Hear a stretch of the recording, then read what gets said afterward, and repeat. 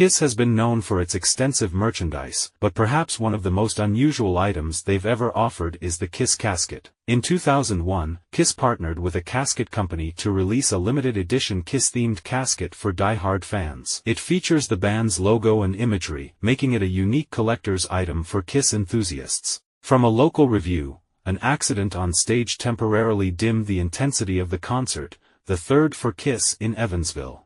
A spotlight tower, approximately 40 feet high, collapsed on stage about 3/4 of the way through the concert.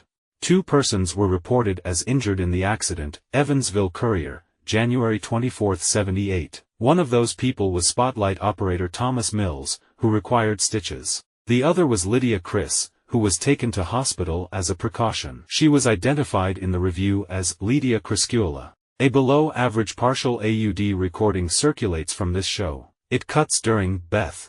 For ages the story I had on the songs God of Thunder and Beth was that it was an argument of sorts between Paul Stanley and Gene Simmons. Gene saying it's easy to write a love song, Paul saying it's easier to write a rock song, so there was a competition to see who was right. But looking at a list of who wrote what would show this not to be a true rumor. Well, there goes that. Over the years, Gene Simmons has been known for his extravagant contract writer demands when performing with Kiss. Some of the more peculiar requests have included items like a deli tray with assorted meats and cheeses, a backstage supply of condom, and a basket of assorted Kiss action figures. These demands have added to the band's larger-than-life image and sense of humor. The ghostly, Elder, concept album. In 1981, Kiss released an album titled Music from The Elder that departed from their typical hard rock sound. It was a concept album with a storyline involving a young hero's journey and was intended to be the soundtrack for a movie that was never made. The name, Kiss, has generated various rumors and theories about its origin. Some claim that it stands for Knights in Satan's Service, while others suggest it means Kids in Satan's Service. However,